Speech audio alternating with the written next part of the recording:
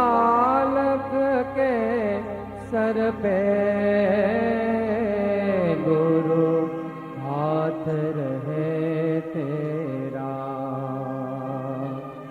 गुरु ऐसे विनय दे दे, गुणगान करूं तेरा। इस बालक अवतरण रूप श्लोक છે તે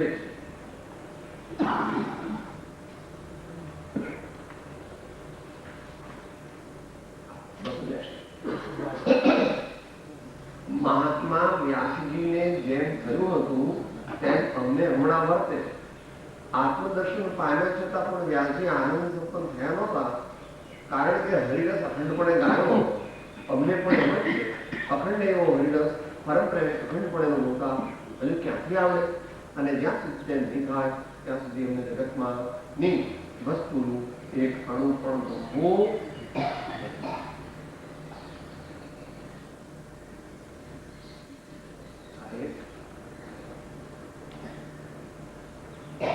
આસન ભવ્ય જીવો વિચારવા જેવી વાત છે. કે સમંદર આચાર્ય આટલી 24 ભગવાનની સ્તુતિ આ ટાઈમે કરી, કુલકુલ સ્વામી 10 ભક્તિ કરી, પૂજ્યપાદ સ્વામી કરી. ભક્તિ, સાચી ભક્તિ, સુદૃઢ ભક્તિ એનું કેટલું મહાત્મ્ય હશે. નીચેના આચાર્ય લોકો પોતાની આખી જિંદગી જ ભક્તિ છે. હજારો શ્લોક પ્રમાણ ભગવાનના ચરિત્રો લખાને ભગવાનના ગણવા વિચાર કે આવા મોટા આચાર્યો તે આખો દિવસ ધ્યાન કેમ ન કરતા, અથવા તો આખો દિવસ ઉપદેશ કેમ નહીં આપતા? તો આપતા જ હોય અને ધ્યાન પણ કરતા જ હોય, તો બાકીનો ટાઈમ ઉપદેશ આપવાનો ટાઈમ 1 કલાક, ધ્યાન કરવાનો ટાઈમ 3 કલાક કે 4 કલાક. એમની પાસે તો 18-19 કલાક. આપણી બાબતથી ભરતા નથી. 12 વાગ્યા પછી થોડું પાછા પછી જાગી જાય, પછી પાછા સુવે, પછી પાછા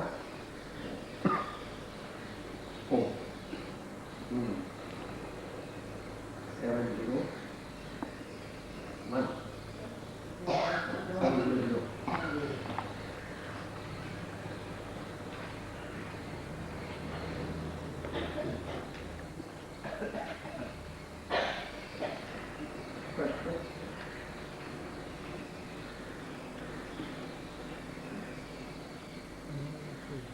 સાચું સમદર્શીપણું કોને કહી શકાશે?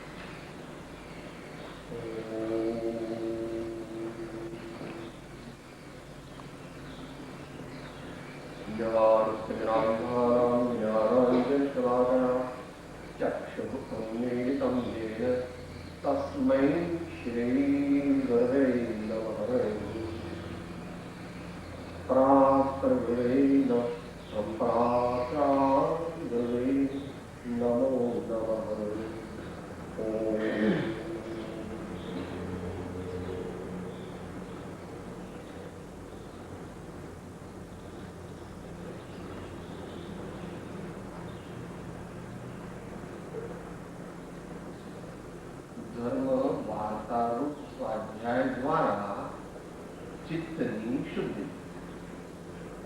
શું કરવું છે? ધર્મ વાર્તા રૂપી સ્વાધ્યાય નામના તપની આરાધના દ્વારા ચિત્તની ઉપયોગની શુદ્ધિ કરવી. એ પ્રયત્ન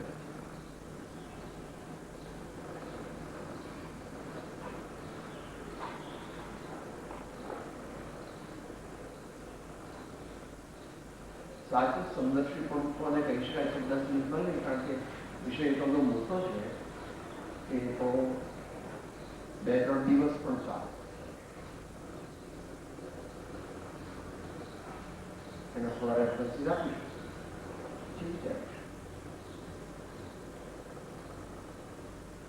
બીજા કોઈ પ્રશ્નો છે?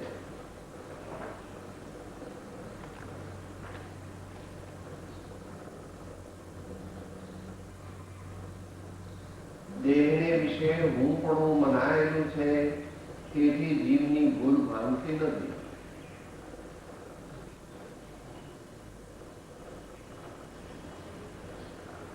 શાયદ 6 અનુસંધાન ચાલે તો અનાદિકાળથી જે શરીર આપણે ધારણ કરીએ છીએ એ શરીર આપણે છીએ એવું આપણે માનીએ છીએ, એવું આપણે જાણીએ છીએ, એવું આપણે અનુભવીએ છીએ. કદાચ એવું જાણીએ ચોપડી વાંચીને કે સંતને કહેવાથી, પણ એ આપણને અંદરમાં પરકોલેટ થતું નથી. આપણો આત્મા એનો સ્વીકાર કરતું નથી. બુદ્ધિ સ્વીકારે છે, પણ વચ્ચે વિષય વિકાર સહિત જે રહ્યા મતીના યોગ પરિણામની વિષમતા, તેને યોગ અયોગ અથવા તેને બોધ અબોધ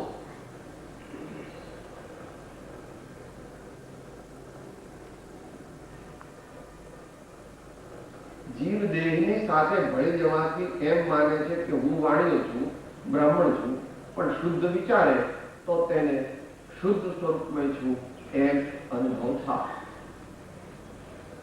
બહુ ઊંચા અનુભવ તો એકદમ ન થાય, પણ પહેલા ધીમે ધીમે ધીમે હું થોડું થોડું મનમાં પોતાની પાત્રતા પ્રમાણે બેસતું જા. કારણ કે ભગવાન તો લોજિકથી પણ સમજાય.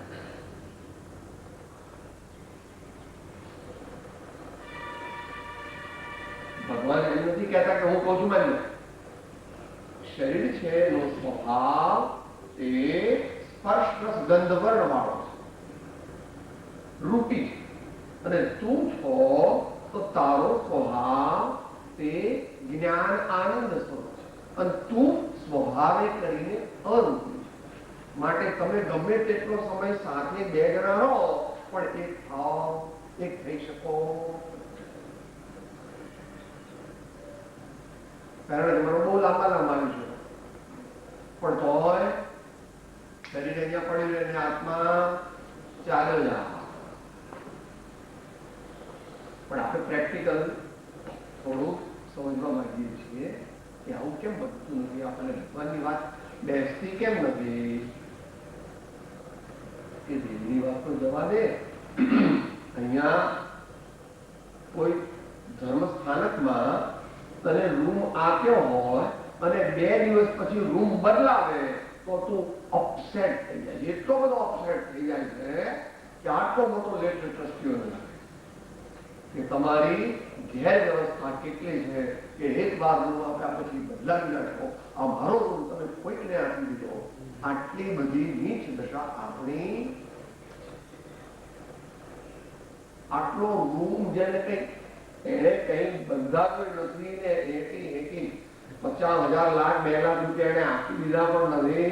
અને એ રૂમ તો ઈંટો ને ગારા ને સિમેન્ટ ને બધાનો આરસનો કે જે હોય એનો બનેલો છે, પોતાથી તદ્દન જુદો છે. અને માત્ર ત્યાં તો સુવા માટે કે વિશ્રામ માટે કે એવી વખત વાપરવા જાય છે. પણ એટલા દૂરસ્થ એવા રૂમ પ્રત્યે, એવી જગ્યા પ્રત્યે, એવા ખાટલા પ્રત્યે મારાપણાનો ભાવ જ્યારે ચેન્જ કરવો પડે ત્યારે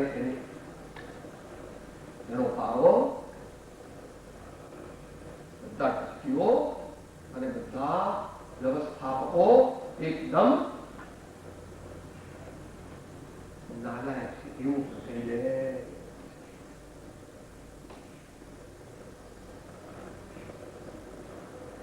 જો 2 દિવસના રૂમમાં આટલું થાય તો અનંત કાળથી જે ધારણ કરે છે એમાં કેટલું થાય? 83 મુક્તિ.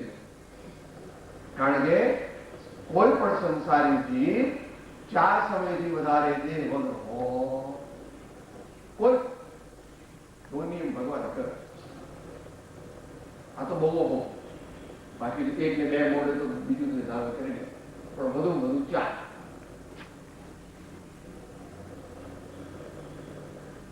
એટલે આવી માન્યતાનો પણ કારણ છે અને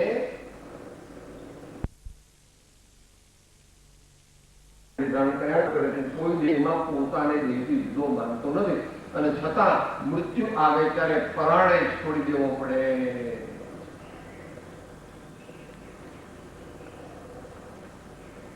અનંત વાર દેહને અર્થે આત્મા ગાળે છે. એક વાર જો આત્માને અર્થે દેહ ગાળવામાં આવશે તો અનંત ભાવનું સાચું મળી જશે એમ હું લઘુત્વ વડે સમજ્યો છું અને તેમ કરવામાં મારું પ્રયત્ન છે.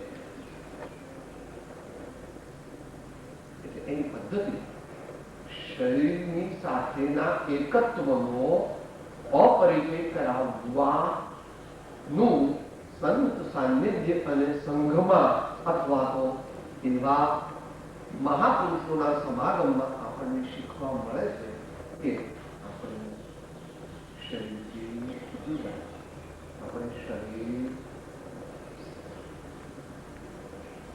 બોધ પણ મળે, સમજણ પણ આપે, સુયુક્તિથી પણ સમજાવે અને પ્રયોગ પણ કરે. ગરમી લાગે છે, વાંધો નહીં. ભૂખ લાગી છે, વાંધો નહીં. અને ગાળ લીધી, ગાળ કોને ચોટે?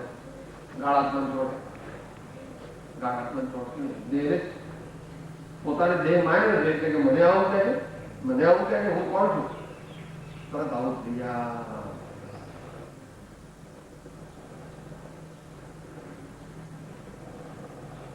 તો વાણીઓ જો હું બ્રાહ્મણ છું એટલે શરીર શરીર કોઈના કોઈ કુળમાં કોઈ મા બાપને ઘેર જન્મે મનુષ્ય એટલે મા બાપ જે જ્ઞાતિમાં હોય કે જે કુળમાં હોય એ પોતાને માને. પણ શુદ્ધ વિચારે તો તેને શુદ્ધ સ્વરૂપ મળ્યું કેમ કરવું? શુદ્ધ વિચારે એટલે મૂળભૂત વિચારે તો. મૂળભૂત એટલે બે તત્વ જુદા, એક ચૈતન્ય છે, એક જળ. જળ જે છે તેને દેહ કહેવાય. જેમાં જગતમાં આવ્યા પણ એનો દેખાતો નથી. સૌથી નજીક નો આપણો પડોશી કોણ છે? દેખાય એવો આવે. આપણો ફર્સ્ટ નેબર કોણ છે?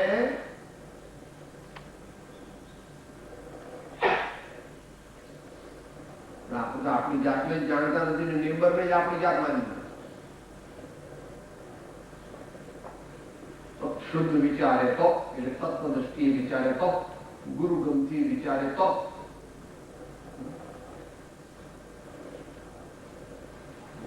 આત્મસિદ્ધિમાં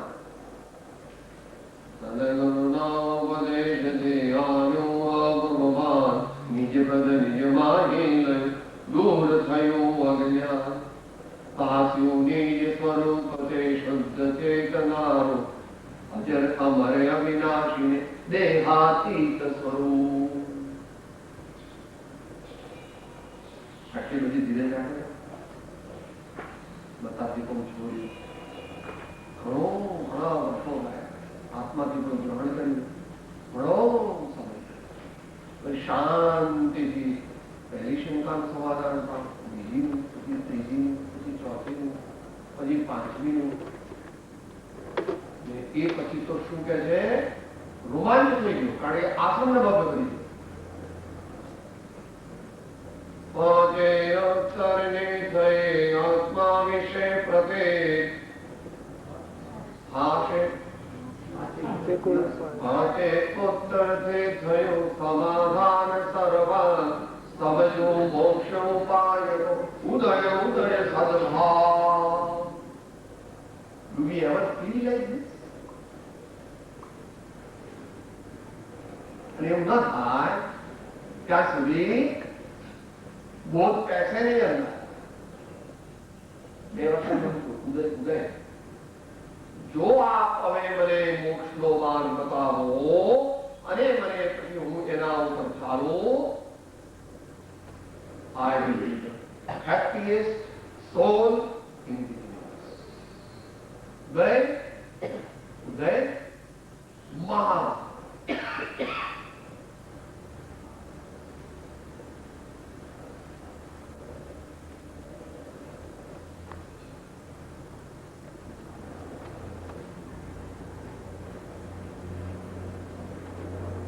દીર્ઘકાળ સુધી યથાર્થ બોધનો પરિચય થવા ઉત્તમ પાત્રતા પ્રગટ કરવાથી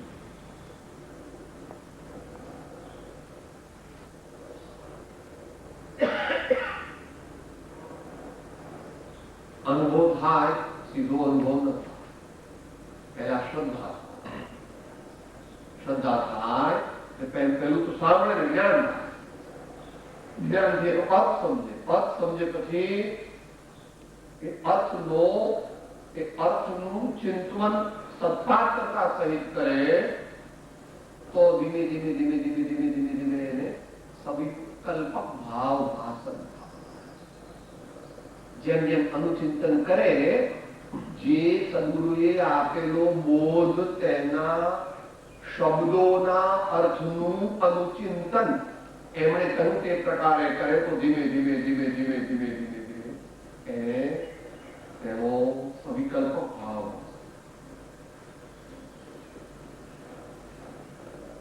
જ્ઞપ્તિ થઈ, જાણપણું થયું. એમાં આત્માની શ્રદ્ધા ભળે અને આત્માની સત્પાત્રતા જે મુખ્યપણે ચારિત્ર છે એ ભળે તો ભાવ ભાષવા માટે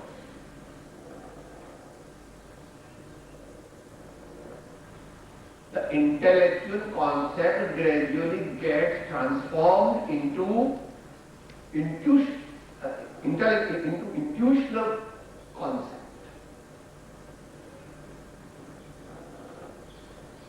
બુદ્ધિના સ્તરે જાણેલું ધીમે ધીમે ભાવાત્મક સ્તરે સમજાતું જાય છે. સમજાતા થોડું થોડું વેદાતું જાય છે. એમ કરતા વધારે વેદાય ત્યારે સાવધાની વધારે આવે છે અને પછી વિશેષ એકાગ્રતા થતા તેનું નિર્વિકલ્પ સંવેદન થાય છે, જેને સ્વસંવેદન કહેવામાં આવે છે.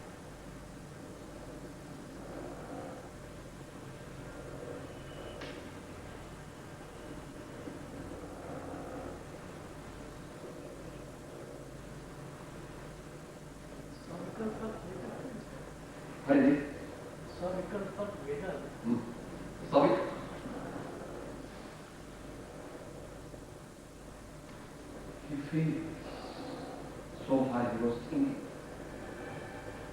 Then he feels.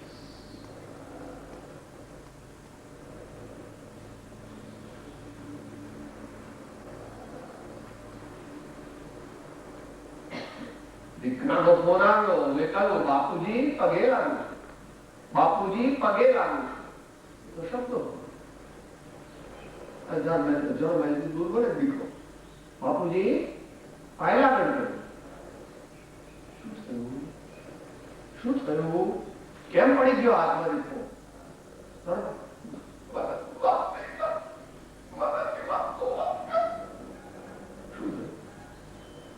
જેમને ભાવ એનું ફિલિંગ થયું કે સ્વભાવ વાળા તો હજી પ્રકટનો નહીં, પણ સદગુરુમાં શ્રદ્ધા હોય અને તેમના વચનનો અર્થ બરાબર સમજો હોય અને તે પોતાના અંતરમાં જો એ સ્વીકારે તો એને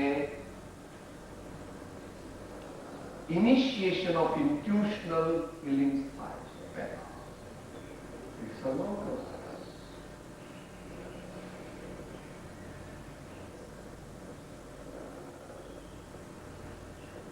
બુદ્ધિથી જુદો પોતાને કોઈ દિવસ માન્યો નથી, વિચારોથી જુદો પોતાને માન્યો નથી, એટલે વિચાર સુધી જ એ જઈ શકે છે. અને વિચારનો સ્વામી વિચાર ભગવાન છે, તે પ્રત્યે એનો શોખ, એનું ઢળ, એની વૃત્તિ, એની રુચિ, એનું પ્રયાણ થતું.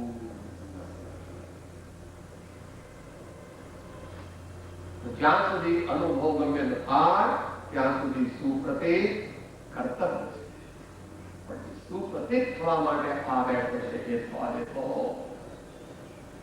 તમારે જેવા હું કે તમારે જેવું ભીખાતી, હું કે તમારે જેવું સત્પુરુષ કે જે બોધાત્મા હોય ત્યારે બધા દુર્ગુણ એના અંતરની અંદર ટોપ ઉપર રહે અને સદગુણ જે છે તે નીચે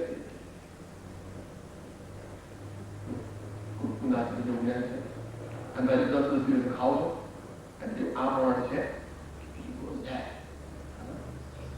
તો તારા દીકરાનો લગ્ન નહીં થાય બોલો જે સીતા જેવી મારા દીકરાને હું હોવી તો તારો દીકરો રામ જેવો છે તારો દીકરો રામ જેવો પણ એવું વિચારતા નથી માં તો સીતા જેવી મારા દીકરાને બહુ જો મળે તો જોઈએ તો સર્વગુણ સંપન્ન તો આત્માનું શાસનના 5 શ્લોકો એવા 17 વિશેષણ વાળા તો 1000 વર્ષથી કોઈ મળતા નથી.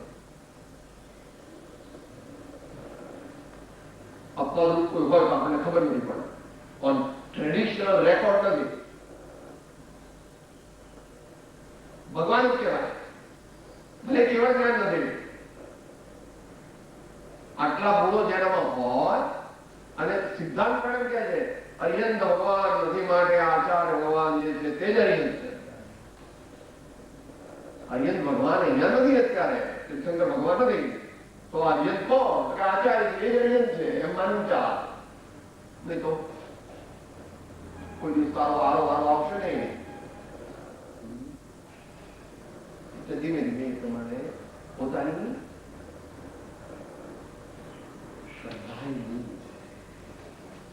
શ્રદ્ધાએ ધર્મનું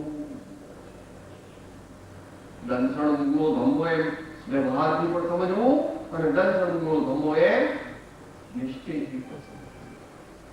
શ્રદ્ધા પરમદુલ્લહા એમ ઉત્તરાધીન સૂત્રમાં વગેરે કહ્યું અને કૃષ્ણ ભગવાને કહ્યું શ્રદ્ધાવાન લભતે જ્ઞાનમ સંશયાત્મા વિનશ્યતે.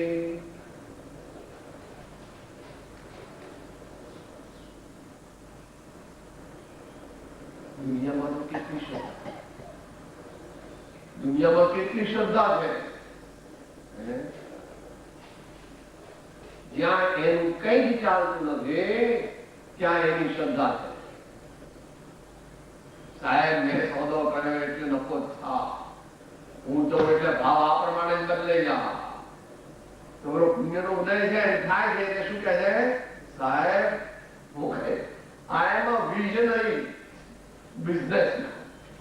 Whenever I go in the market, finish. The market has to take the trend according to my thought. આવું આ મહાદુષ્ટ મહામૂર્ખ અને તત્વની વિશ્વ વ્યવસ્થા જે છે એનાથી અનભિજ્ઞ પુણ્યના ઉદયને પોતાનું માને અને જ્યાં કેવું હોય એમ થાય પણ છે. આખી દુનિયા પણ એમ માને આપની વાત આપ તો ભગવાન જ દુનિયા માનવા એમ કહે છે કે આપની વાત થાય એટલે પાછા બીજા કરોડ બધા હોય પેલા એટલે કે અરે ભગવાન પાસે આટલું નતું તમે તો ભગવાન થી બધા ભગવાન તો સોનાના રથમાં ચાલવાનો તમે તો મર્સિડીઝ સોનાની ચલાવો એટલે ભગવાન કે આગળ जैसे को मिले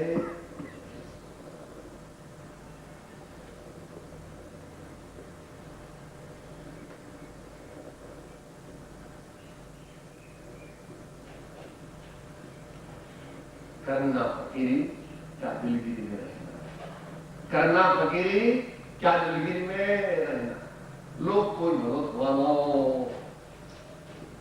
મોક્ષમાં કોઈ પામતું નથી એટલે મને પણ બહુ ડિપ્રેશન આવી ગયો હું પણ મોક્ષમાં છોડી દઉં પણ તો કે પહેલેથી જેવું છે ભગવાન હતા ત્યારે પણ થોડાક જ આપણા એસોસિએટ હતા અત્યારે ભગવાન આદિ એવા નથી એટલે આપણો એસોસિએટ કોઈ ન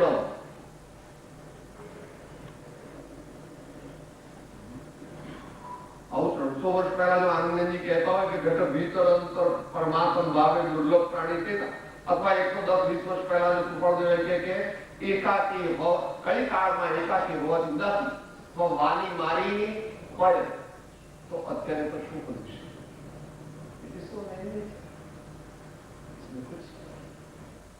आश्चर्य नहीं अपने को ही अपने को तैयार है भाव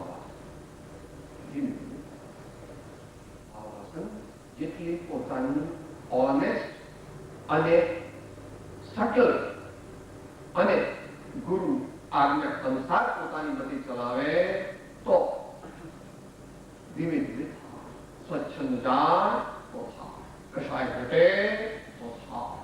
દેવગુરુ બ્રહ્મા અપૂર્વ આંતરિક અલૌકિક શબ્દ આવે તો કૃપાળુદાસજીએ પહેલા પ્રકારનું સંકીર્તન થઈ જાય.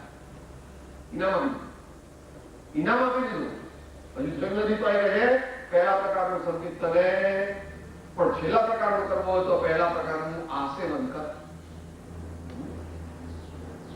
કારણ કાર્ય સંબંધ જેવું બધા છે, નિમિત્ત નિમિત્ત સંબંધ. પણ આમ કારણ કાર્ય સંબંધ પણ છે. શું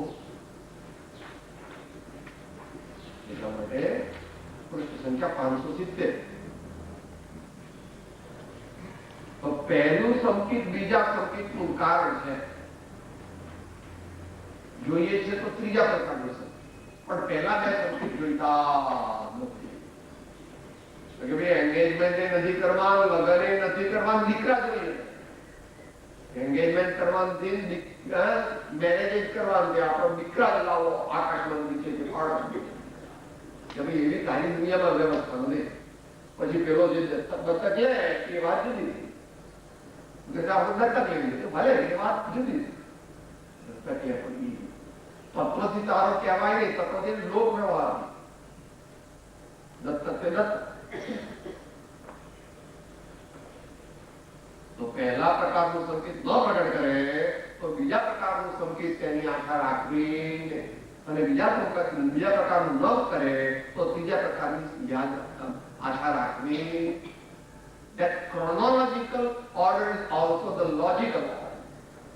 So both the chronology as well as the logic must be conceived and followed de novo without any of your intervention or new idea.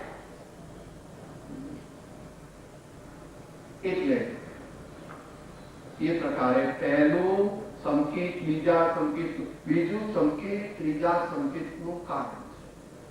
ત્રણેય સંકેત વિતરાગ પુરુષે માન્ય કર્યા છે. હું નથી કહેતો એમ. ત્રણેય સંકેત ઉપાસવા જોઈએ. નાના સાહેબ હું તો આત્માનો અનુભવ કરવો છે, આત્માની શ્રદ્ધા બધા કઈ નહીં, મારો તો આત્માનો. शंकर को भी ऐसा नहीं हुआ, तो तेरे को कैसे होगा या मेरे को कैसे? सिद्धांत છે એમાં તીર્થંકર અપવાદ આણી શકે નહીં. એટલે તીર્થંકર ભગવાન પાપ કરે તો પુણ્ય લાગે એવું બને ને. તીર્થંકર ભગવાન રાજા હોય ને યુદ્ધ કરે ત્યારે જો હિંસાના ભાવ જે પ્રમાણે કરે તે પ્રમાણે પાપ કરવા જેમ નહીં. આવું બોલશો તમે નરકે જશે ના, બિલકુલ નહીં. તીર્થંકર ભગવાન કે જ્ઞાની પુરુષ પણ પાપ ભાવ કરે તો એમને પાપ ન જ કરવો, એમાં કઈ તીર્થંકરની લાગવગ ન થાય. એમ કોઈ ગમે તેવો મોટો હોય કે પહેલા મને આત્માનો અનુભવ કરાવો પછી હું શ્રદ્ધાથી માનીશ કે ન ભૂતો ન ભવિષ્ય. એ પ્રકારે એ ફિલિંગ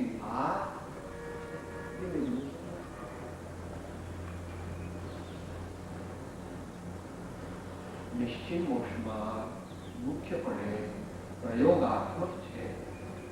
નિશ્ચય મોક્ષમાં મુખ્યપણે અંતરની વિચારણાથી આગળ સદગુરુની આજ્ઞા પ્રમાણેના આત્મ સ્વરૂપની ચિંતવના રૂપ છે, અને તે પાત્રતા વિના ચિંતવના થઈ શકે નહીં. માટે આપણા જૈન ટ્રેડિશનમાં તો સપ્તરતનનો ત્યાગ, મૂળ ગુણનું ગ્રહણ, માર્ગાનુસારી પડાવો, એના 35 ગુણોનો આચરણને અનુસરણ, એવું બધું તો કીધું જ. વિધાન પદ્ધતિમાં પણ ષડ સંપત્તિથી યુક્ત ન હોય તેને બ્રહ્મ વિદ્યા નહીં આપતી એવું ઋષિમુનિઓએ કહેલું. જે ષડ સંપત્તિથી સહિત નથી, વિભૂષિત નથી, તેને બ્રહ્મ જ્ઞાન આપવું નહીં, આપીશ તો પણ નિષ્ફળ.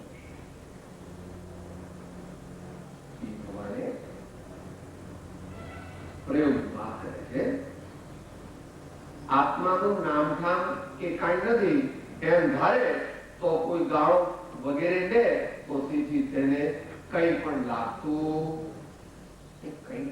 નથી. એ અપેક્ષિત સાવ કંઈ પણ ન લાગે તો ભૂલી જશે અને ત્યાં જ આ પ્રશ્ન લઈ થાય છે. શું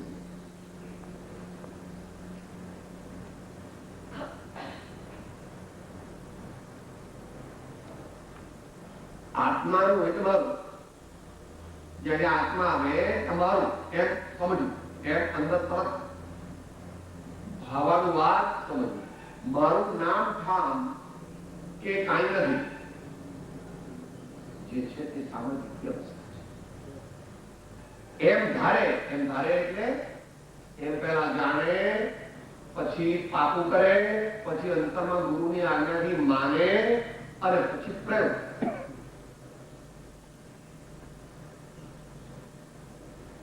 પાત્રતા પ્રમાણે થાય. દેહાદિ સ્વપ્ન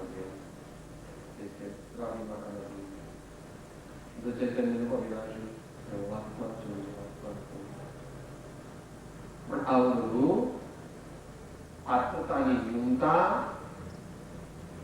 અને ધીરજ ખૂટી ગઈ હોવાથી યોગ સ્તરે સાધના ચાલે.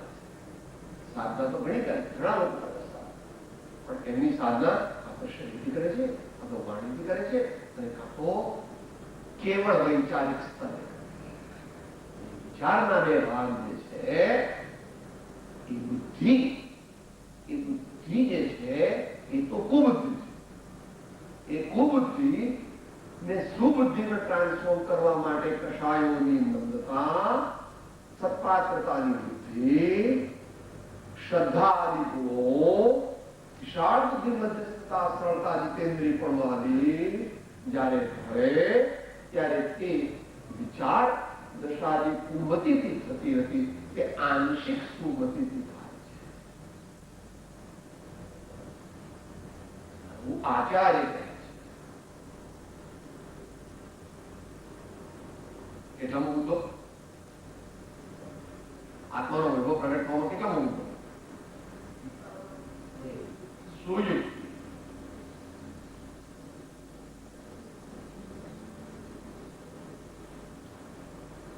પહેલા કુમતિને કાઢવાની છે. કુમતિ મુખ્ય રૂપે સ્વચ્છંદ અને મતાગ્રહ રૂપે છે, મુમુક્ષુ અવસ્થા. અને ત્યાર પછી પણ છે આત્મજ્ઞાન થયા પછી પણ કુમતિ છે. કુમતિ એટલે ખોટા વિચાર, એક અજ્ઞાનના રૂપથી કહેવાય. જ્ઞાનીને પણ વિકારી ભાવો થાય, જ્ઞાનીને પણ પાપને ભાવો, પણ એનો અપરિચય કરવા માટે વ્રતાલીને ગ્રહણ કરે છે ગુરુની આજ્ઞા. અને તોય પૂરા જતા નથી એટલે મુનિ પણ ધારણ કરે છે સર્વસંગ પરિત્યાગ રૂપી અને પ્રયત્ન. સર્વતા જતા નથી. સાતમા અવસ્થાને ચરણાદિઓની અપેક્ષાએ સર્વ પ્રકારના પાપ અને પુણ્ય ભાવોનો અભાવ થાય. દેશકાળ પ્રમાણે તે વ્યવસ્થા છે જાણવી. તો એ સમદર્શિતાનો પ્રશ્ન છે, ઘણો વિસ્તૃત છે. એને માટે સાધક સાથીમાં સહનશીલતા નામનો એક પ્રકરણ છે. 837 માં બી સમદર્શિતા બહુ કૃપા કરી. એ ઊંચી કક્ષાએ સમજાય છે. એ કક્ષાએ કોઈને પહોંચી નથી. એ સમદર્શિતા છે તે મુખ્યપણે મુનિની સમદર્શિતા. સુખ દુઃખ, માન અપમાન, ભૂખ તરસ, એ જે ઉમા સ્વામી ભગવાને 22 પરિશ્રમ જે કહ્યા તે પરિશ્રમોથી ચીકવું નહીં. હજુ પહેલા પણ નીચે તો આવે અહીંયા ત્યાંથી સહનશીલતા. પહેલા સહનશીલતા લાવે પોતાના જીવનમાં, અનેક પ્રકારની સહનશીલતા, અને એની સાથે તત્વ જ્ઞાન ભેળ દે અને અભ્યાસ કરે. બધું ધીમે ચાલશે, આવશે, ભાવશે અને ગમશે. એ સમદર્શિતાની ભૂમિકાનું પ્રથમ સોપાન છે. એટલા માટે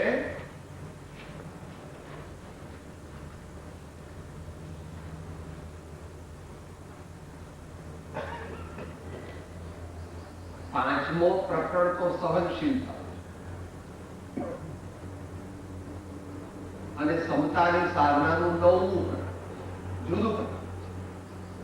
જેને સહનશીલતા કેળવી નથી તે સમદર્શિતાની પ્રાપ્તિ કરી શકે. મેટ્રિક વિના કોલેજમાં એડમિશન મળે વ્યવહાર.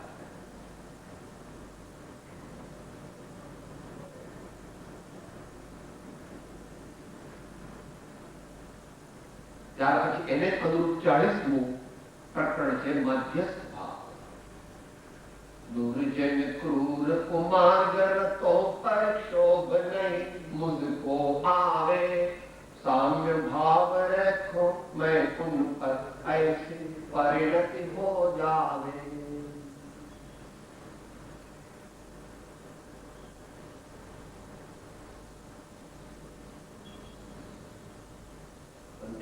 છેલ્લે 60મું પ્રકરણ અધ્યાત્મ છે.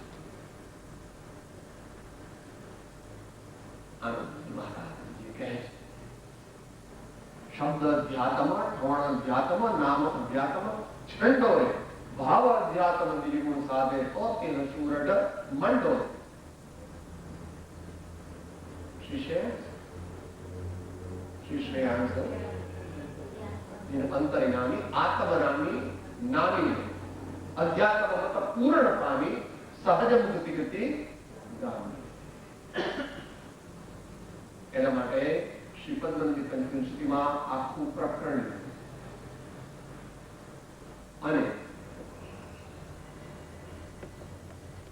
પ્રવચન સારમાં 7મી ગાથામાં એનું વ્યાખ્યા કરી છે.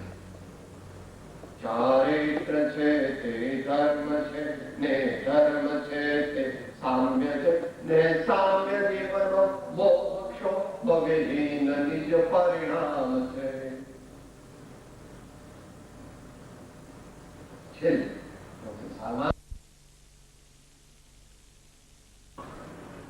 આચાર્ય મહારાજે અમે જોકે એમ જાણીએ છીએ કે મુનિના 28 ગુણો હોય છતાં કોઈ અપેક્ષાએ અમે મુનિનો એક જ ગુણ જાણીએ છીએ અને તેનું નામ છે સાચું સાધ્ય. એમ કરીને મુનિનો એક જ 28 ગુણ ગૌ એ કહ્યું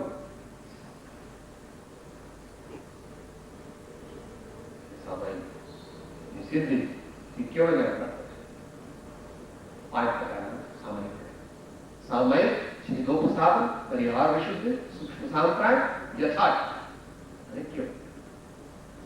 આ પ્રમાણે યથાર્થ સમજવું માટે બુદ્ધિને જો ગૌણ કરીએ અને આજ્ઞાપાલન, પ્રયોગ, દ્રઢ મુમુક્ષુતા આ બધાને જેમ જેમ આપણે આગળ વધારીએ તેમ તેમ કલ્યાણનો માર્ગ ધીમે ધીમે પ્રાપ્ત.